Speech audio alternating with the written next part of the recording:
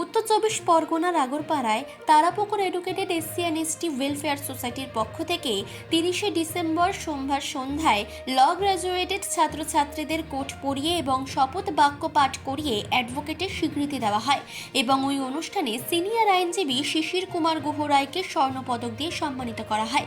পাশাপাশি Barrackpore sub division কোর্টে প্র্যাকটিসরত অন্যান্য সিনিয়র আইনজীবীদের রৌপ্য পদক প্রদান করা হয় এবং নতুন আইনজীবীদের ভবিষ্যৎ জীবনের জন্য শুভকামনা জানানো হয়। অনুষ্ঠানে উপস্থিত ছিলেন অ্যাডভোকেট তমা বর্মন, ল ক্লার্ক মেঘাকর এবং বিজয়া গুহ এবং ম্যারেজ কর্মী অনামিকা সেনগুপ্ত এবং সুব্রত রাহা সহ অন্যান্যরা। চলুন দেখে নেওয়া যাক বিস্তারিত। যত নিপীড়িত হচ্ছে, যত কিছু হয়েও তিনি একটা স্তম্ভের মতো দাঁড়িয়েছেন আমাদের এই সংগঠনে। আজ আমরা অনেক সময় ভাবি যে আমার এই অত্যাচার করলো, এই করলো, আমি ভেঙে পড়ি, আমি এই কাজ করব না, কিন্তু বিধানদার মধ্যে আমি সেইটা কোনোদিনই দেখি নেই। বহু ঝড়ঝাপটা তানার মধ্যে গড়িয়ে গেছে, তার ভিতর দিয়ে তিনি স্টিল সেই স্তম্ভের মতো দাঁড়িয়েছেন এবং বলছে আমাদের যে আমরা যে কজন সংগঠনে আছি আমাদের নিয়েই তিনি এই সংগঠনের আরও উন্নতির শিখরে উঠবে। আপনাদের যারা উপস্থিত আছেন আবাল বৃদ্ধমণিতা, আমি জোর হস্তে তাদের কাছে প্রার্থনা করব যে আপনারা সবাই আশীর্বাদ করবেন, সেই ভিড়টাকে জানি কেউ নড়াতে না পারে। এইটাই আপনাদের কাছে আমার সবিনয় নিবেদন। আসতে বাধ্য হয়েছি যে উনি আমাদের যেভাবে নিমন্ত্রিত করেছেন এবং নিমন্ত্রণপত্র যেভাবে পাঠিয়েছেন তাতে না এসে উপায় ছিল না, এবং আমাদের এতে আমাদের একটা মনে হলো যে আমরা নতুনভাবে আবার ওখানে দিয়ে শুরু করব। কারণ আমাদের এখানে আজকে একটা গর্বের বিষয় এই যে আমাদের মতো যারা সিনিয়র লোক তাদেরকে উনি সমঝোতা করে বা যেভাবেই হোক একটা আমাদের শ্রদ্ধা জ্ঞাপন করেছেন এবং এই মানপত্র দিয়েছেন। আমরা যারা সিনিয়রিটি পেয়েছি, আমরা ব্যবসা করি, মক্কেলদের কিছু কাজ করি, এটাও একটা সেবা, যদিও ইন লিউ অফ সাম মানি। কিন্তু এই প্রশান্তবাবু দেখিয়েছেন যে আমরা যারা প্রায় শেষের দিকে বয়সের ভারে, তাদের একটা অনুপ্রেরণা দেওয়া দরকার, অক্সিজেন দেওয়া দরকার, যাতে করে আমরা আরও মানে কী বলে সুন্দর পরিষেবা দিতে পারি, সুন্দরভাবে আমরা আরও জীবনটা যে কদিন বাঁচি যেন সুন্দরভাবে যেতে পারি। কারণ বর্তমানে ইয়ং ছেলেদের যুগ হচ্ছে, এটা স্বাভাবিক। বয়স যাদের হবে তারা আস্তে আস্তে রিটায়ার করবে বা বসে যাবে, কিন্তু যারা ইয়ং তারা এগিয়ে যাবে। তা এখনকার বর্তমান যে আমাদের কোর্টের অবস্থা, একটু আগে প্রতিবেদন করলেন, আমি দেখেছি ওখানে লেখা এত সুন্দর, যেটা বট বৃক্ষের ছায়ার মধ্যে সবাই রয়েছে, বট বৃক্ষ হিসেবে আছেন। যতই ক্ষতি করুক, চেষ্টা করুক, বট বৃক্ষ শেষ করতে পারবে না। আমি এটা ঈশ্বরের কাছে এটাই প্রার্থনা, শেষকালে উনি লিখেছেন যে সততাই হচ্ছে মূলধন, সৎ পথে চলে যাও, যে কোনো ব্যবসা করো সৎ পথে চলো, কারণ এর বিচার একমাত্র ভগবান আছে, উপরে বিচারক, ওই লিখেছেন উনি। আমি এটা একমত। ওনার এই সাধুবাদকে, এই সৎ পথে চলার অনুপ্রেরণাকে আমি অন্তর থেকে আমি সাধুবাদ জানাই। আমি ঈশ্বরের কাছে প্রার্থনা করি তিনি দীর্ঘায়ু হন এবং এইভাবে কিছু ছাত্রছাত্রী তৈরি করুন, মানুষ তৈরি করুন।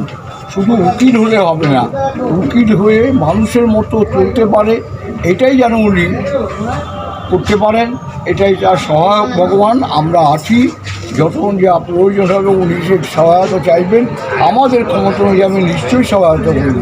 কিন্তু আমি সর্বোপরি বলছি, ওনার ভেতরে যে আগুন জ্বলছে, যে আগুনটা, যে মানুষ করো, সম্মান জানাও মানুষকে, এই জিনিসটা আমি সাধুবাদ জানাই।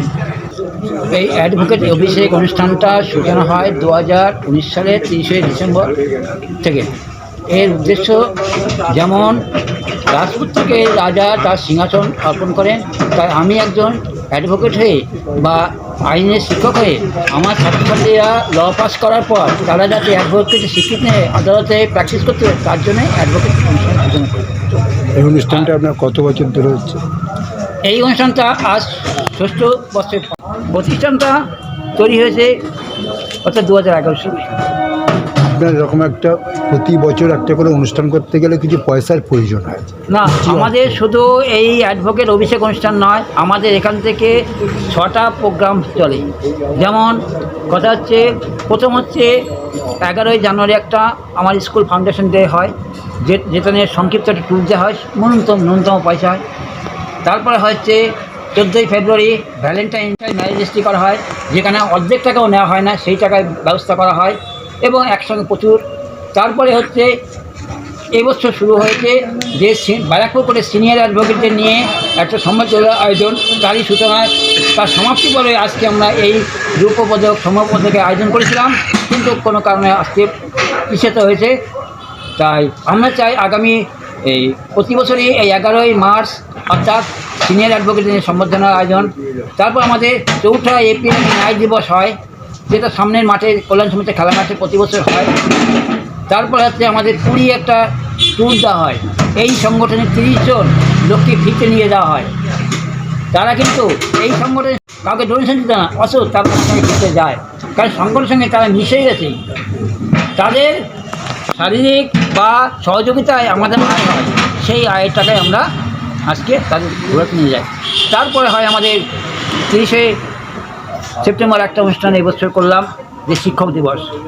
শিক্ষক দিবস দিয়ে সবাইকে বার্তা দিলাম যে যারা আইন করতে চায় তারা চলে আসুক, কোনো পয়সা লাগবে না, আমরা আইন করাবো, আমরা পড়তে পয়সা দেবো। এই যে আজকে আমাদের দুর্ভাগ্য যে আমাদের একটা আইনের ছাত্রীকে আজকে একটা ল্যাপটপ দেওয়ার কথা ছিল, কিন্তু সেই দোকানটা আজকে বন্ধ থাকাতে আমরা দিতে পারলাম না। ওকে 11ই মার্চ একটা ল্যাপটপ দেওয়া হবে। সঙ্গমিত্রা ঘোষ, যে সেকেন্ড ইয়ার পড়ছে, সে ভালো র্যাঙ্ক করে আজরা ল কলেজে ভর্তি হয়েছে 2023 সালে। এইরকম বিভিন্ন পদক্ষেপ আমরা নিই। আজ পর্যন্ত আপনার হাতে কতজন ছাত্র বের হয়েছে? আমার জীবনে ছাত্রছাত্রীর সংখ্যা 6,500 উপরে, কিন্তু লয়ের নয়। নার্সারি থেকে 12 পর্যন্ত আমি পড়াতাম, নার্সারি থেকে 10 পর্যন্ত আমি স্কুল চালাতাম, সেখানে এদের প্রাইভেটে মাধ্যমিক দিতে হতো, 11, 12 অন্য স্কুলের স্টুডেন্টদের পড়াতাম। এই নিয়ে প্রায় 85 সাল থেকে বলতে পারি 6,500 স্টুডেন্ট আমি পড়িয়েছি। অর্থাৎ পানিহাটি বেল্টে রন্ধে রন্ধে প্রতিটা গলিতে আমার ছাত্রছাত্রী আছে, হয়তো আপনার কেউ টের পাবেন না। আগরপাড়া থেকে মানসী বসুর রিপোর্ট, চেতনা বার্তা, জেগে থাকে জাগিয়ে রাখে।